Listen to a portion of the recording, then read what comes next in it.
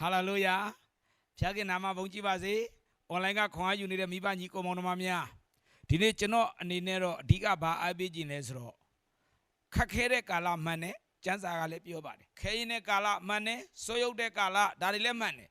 Todo dilo khakhe soyok de kala ma phayaga tu tadamiတွေကိုဒီဆိုးရုပ်ခြင်းထဲမှာပဲဒုက္ခရောက်သွားဖို့ဘုရားလိုတော့မရှိဘူးဒီလိုခက်ခဲဆိုးရုပ်တဲ့ကာလထဲမှာဘေးလင်းကျွန်တော်ဘုရားအမြဲကောင်းတယ်အဲ့ဒီဘုရားကောင်းမြတ်ခြင်းကကျွန်တော်ရဲ့အသက်တာနဲ့ထင်ရှားသွားဖို့ဘုရားသခင်အလိုရှိတယ်အာမင်ဒီຢာနဲ့ပတ်သက်ပြီးကျွန်တော်တို့ဆင်ခြင်အောင်မေးရအောင်ခဏလေးဆုတောင်းမြတ်တာတော်ရှင်ဘုရားကိုရောကိုယေရှုတင်တယ်နှုတ်ကပတ်တော်ကိုဖွင့်ပြပါအလင်းပေးပါကျွန်တော်ရဲ့အသီးသီးရဲ့အသက်တာမှာကိုရောစကားပြောပါကိုရောကောင်းမြတ်ခြင်းတွေကိုခံစားစေပါခယုနာလက်ယုံတော်နဲ့ပို့ဆောင်ပါကြီးသောအမှုကိုဘုရားရှင်ပြုတော်မူပါအရှင်ယေရှုနာမ၌ဆုတောင်းပြီးအနံပါတယ်ဖဗျာအာမင်အာမင်โอเคဆိုတော့မာကေဒေါနီအသင်းတော်အကြောင်းကိုကျွန်တော်လေ့လာရအောင်ဝိညာဉ်ရေးရမှာမာကေဒေါနီအသင်းတော်ဟာအင်မတန်မှကောင်းကြီးခံစားတယ်ဘုန်းတော်ထင်ရှားတယ်ရှင်ပေါလုကိုယ်တိုင်ဘယ်နေရာပဲရောက်မာကေဒေါနီအသင်းတော်အကြောင်းကိုတတ်သိခံတယ်ဆိုတော့မာကေဒေါနီအသင်းတော်ဟာဘယ်လိုခြေနေရှိလဲတစ်ချက်လောက်ကြည့်အောင်ကောရိန္သုဩဝါဒစာဒုတိယဆောင်အခန်းကြီး၈အပိုက်ငယ်၁ကိုကျွန်တော်ဖတ်ပါမယ်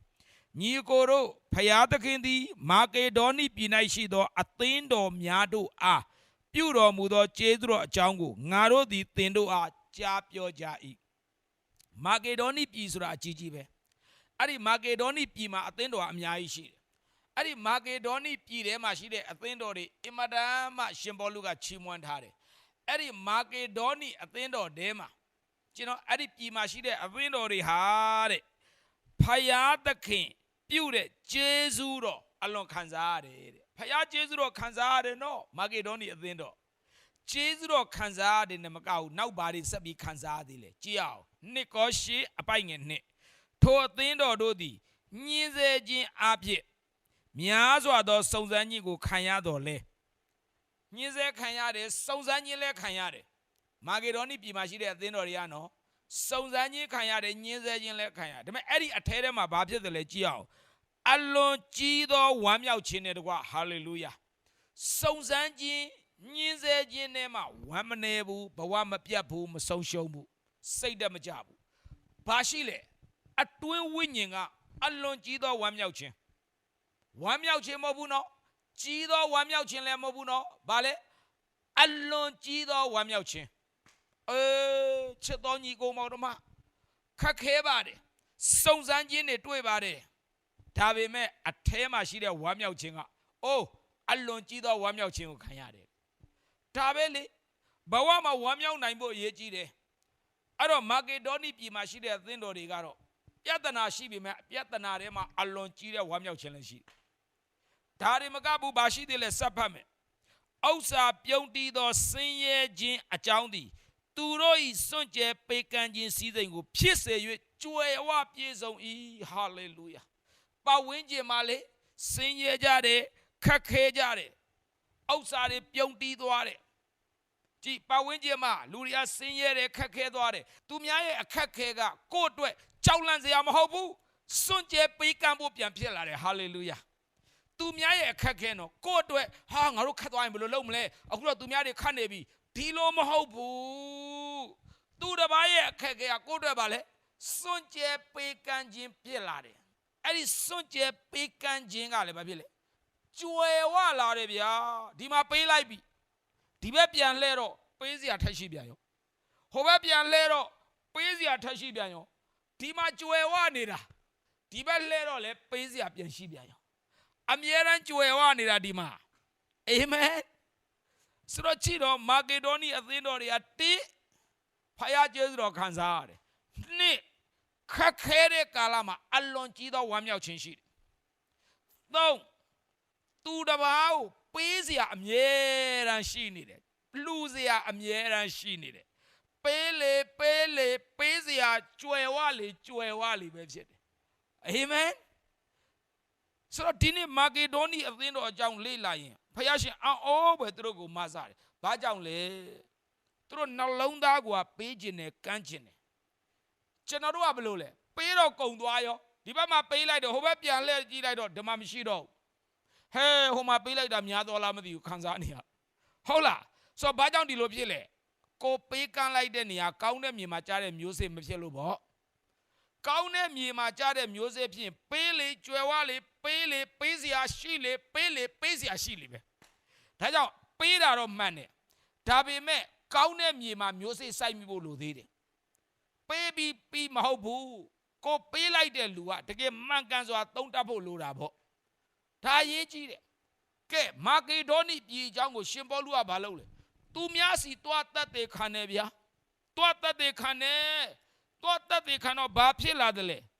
နှစ်ကောခန်းကြီးကိုအပိုက်ငယ်နှစ်ကိုကျွန်တော်ဖတ်ပါမယ်အကြောင်းမူကားသင်တို့ဤစေတနာစိတ်ကိုငါသိသင်တို့၌ရှိသောထိုစေတနာစိတ်ကိုငါဝါကြွား၍အခါယပြည်သူပြည်သားတို့သည်မနစ်ကပင်အသင်ရှိကြပြီဟုမာကေဒေါနိလူတို့အားငါဆိုတတ်၏မာကေဒေါနိကလူတွေမင်းတို့အကြောင်းကိုငါအခါယပြည်ကိုပြောလိုက်တာမနစ်ကတော့အခါယပြည်ကလူတွေအယံပါဝင်လာတတ်ပြီအာမင်ကြည့်နော်ရှင်ပေါလုကလေထောက်ကြွားတာဘု து အကြောင်းမာကေဒေါနီးယားလူတွေအကြောင်းမာကေဒေါနီးယားယုံကြည်သူတွေဒီလိုပါဝင်တတ်တယ်ကွာဒီလိုကြွယ်ဝလာတယ်အဲ့ဒါနဲ့အခါယပြည်ကလူတွေလည်းပါဝင်တတ်သွားတယ်ပါဝင်တတ်သွားပြီစက်ဖတ်မယ်ထို့သောသင်တို့စေတနာစိတ်အားကြီးခြင်းအကြောင်းရသည်အများသောသူတို့ကိုနှိုးဆော်တိုက်တွန်းလေပြီမာကေဒေါနီးယားလူတွေရဲ့စေတနာစိတ်သိကောင်းတာအဲ့ဒါလေသူများတွေကြည်ပြီးတော့သူတို့ထဲမှာတော့နှိုးဆော်ခြင်းခံရတယ်ငါတို့လည်းပါဝင်မှပဲမာကေဒေါနီမျိုးစေ့ကအခါယပြည်တွေပါသဘောပေါက်လာကြတယ်ဒါနဲ့မာကေဒေါနီးယားလှုပ်တဲ့ဥစ္စာအခါယပြည်ပါသဘောပေါက်လာတော့အဲ့ဒီအခါယပြည်ကလည်းဘာဆက်လှုပ်တယ်လဲကြည့်ရအောင်ယောမအခန်းကြီး15အပိုက်ငယ်25 26ကျွန်တော်ဖတ်မယ်ယခုအခါတန်ရှင်းသူတို့ကိုလှုပ်ကြွေး၍ယေရုရှလင်မြို့သို့ငါသွားရမည်အကြောင်းမူကားမာကေဒေါနိပြည်သားတို့နှင့်အခါယပြည်သားတို့သည်ယေရုရှလင်မြို့၌စင်ရဲသောတန်ရှင်းသူတို့အားဥစ္စာကိုဝေမျှ၍စေတနာစိတ်နှင့်လှူကြပြီရှင်ပေါလုပြောနေတယ်ငါယေရုရှလင်သွားရမယ်ဘာကိစ္စယေရုရှလင်ကလူတွေခက်ခဲနေပြီစင်ရဲနေပြီသူတို့ကိုကူညီဖို့မာကေဒေါနီနဲ့အခါယပြည်ကလူတွေလှူလိုက်တယ်ကွာတဲ့ဥစ္စာပစ္စည်းတွေအများကြီးပဲသူတို့ရဲ့အလှူကိုငါယေရုရှလင်ကခက်ခဲတဲ့လူတွေစီကိုငါသွားပို့ရမယ်ရှင်ပေါလုတတ်တယ်ခံတယ်ဒါဆိုရှင်ပေါလုကတည်သွားတာနော်ရှင်ပေါလုပြောတယ်လေကဲမာကေဒေါနီနဲ့အခါယလူတွေမင်းတို့ရဲ့အလှူငွေငါသွားပို့မယ်ယေရုရှလင်မင်းတို့လိုက်မလားလိုက်ချင်လိုက်ခက်ငါဟိုမှာသွားပြီးပါဝင်ပေးမယ်ယေရုရှလင်ကလူတွေခက်ခဲနေတယ်ဒါကြောင့်ငါသွားပေးမယ်ဆိုတော့တကယ်ပဲပေါလုလက်ထဲပေါလုသွားပေးအဖိတ်အစင်မရှိစေရမျိုးစေ့စိုက်တာအားလုံးကောက်တဲ့မြေမှာကြအသီးသီးပါဝင်တဲ့လူအားလုံးရိတ်ရတယ်ဗျာဟာလေလုယာမာကေဒေါနီးယားလူတွေဘာလို့ရိတ်ရလဲပြောဘာလို့ကောင်းကြီးခံစားလဲသူတို့ထဲလိုက်တဲ့လက်ကပေါလုကကောင်းတဲ့မြေမှာသွားချတာကိုအဲ့တော့သူတို့ပြန်ပြီးရိတ်ရလား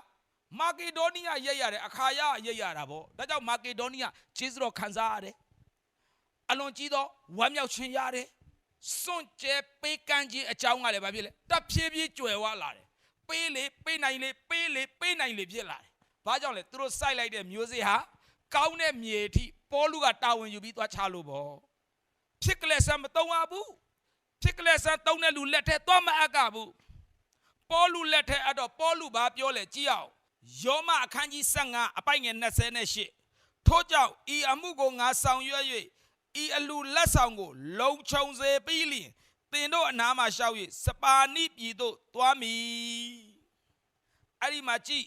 လုံခြုံစေပြီးလျင်သင်တို့လူသောအလူလက်ဆောင်ကိုလုံခြုံစေပြီးလျင်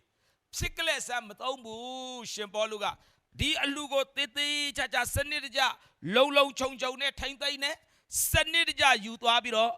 ပေးတယ်လှူတယ်အဖိတ်စင်မရှိစေရအောင်အဲ့ဒါရှင်ပေါလုစနစ်တကျသုံးတယ်လို့ခေါ်တယ်အဲ့တော့ဒီနေ့ကျွန်တော်တို့မျိုးစေ့စိုက်ဖို့လိုတယ်အဲ့ဒီမျိုးစေ့ဟာတကယ်စိတ်ချရတဲ့လူလက်ထဲအဖိတ်စင်မလောက်တဲ့လူရဲ့လက်ထဲကိုထည့်ပါသူကမျိုးစေ့သွားစိုက်ပါလိမ့်မယ်စိုက်တဲ့အခါကျတော့ပြန်လာရင်ကောင်းကြီးပါလာစေရမယ်ဟာလေလုယာရှင်ပေါလုပြောတယ်အဲ့ဒီကနေငါပြန်လာရင်ဘာဖြစ်မလဲ ယောမ15:29စပ်ဖတ်မယ်သင်တို့ရှိရသောငါရောက်လာသောအခါငါပြန်လာမယ်ကွာတဲ့ရောက်လာတဲ့အခါကြာရင်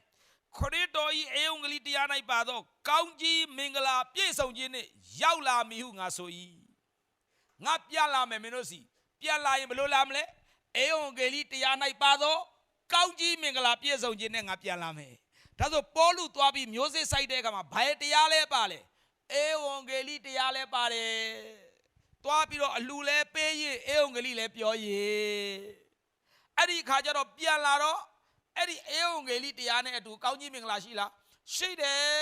ဒါကြောင့်မာကေဒေါနီးယားလူတွေကောင်းကြီးပြန်ခံစားအခါယလူတွေကောင်းကြီးပြန်ခံစားအာမင်ဒါကြောင့်မလို့ဒီနေ့ကျွန်တော်အနေနဲ့အားပေးခြင်းတယ်ချစ်တော်ညီကိုမောင်တို့မာကေဒေါနိပြည်မှာရှိတဲ့အသင်းတော်တွေကောင်းစားတယ်အခါယပြည်မှာရှိတဲ့အသင်းတော်တွေကောင်းစားတယ်ဘာကြောင့်လဲမျိုးစေ့စိုက်ပျိုးတယ်အဲ့ဒီမျိုးစေ့ကအဖိတ်စေမရှိကောင်းတဲ့မြေမှာသွားကြတယ်ဘယ်သူယူသွားလဲရှင်ပေါလုယူသွားပြီးစိုက်ပေးတယ်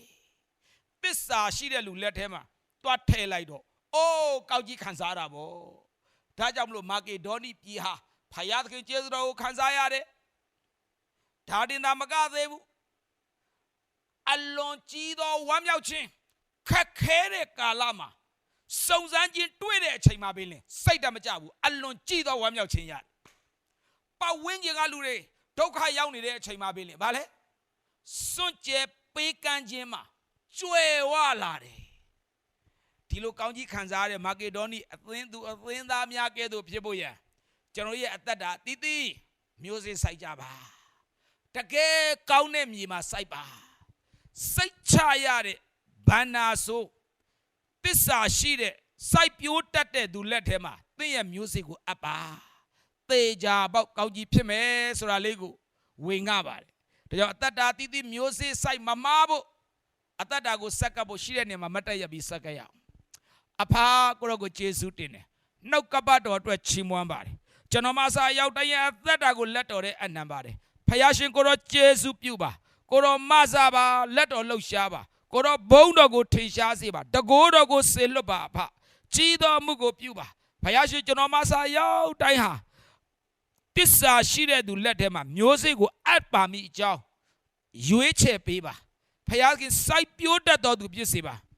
စစ်မှန်တဲ့အသီးပွင့်တွေကိုရိတ်သိမ်းရတော်သူများဖြစ်ပါစေအဖအရှင်ယေရှုနာမ၌ဆုတောင်းပြီးဆက်ကပ်ပါတယ်ဖဗျာအာမင်အာမင်ဘုရားလူနှုတ်ဆက်လိုက်မာကေဒေါနိအသင်းသားများကဲ့သို့ဖြစ်ပါအာမင် God bless you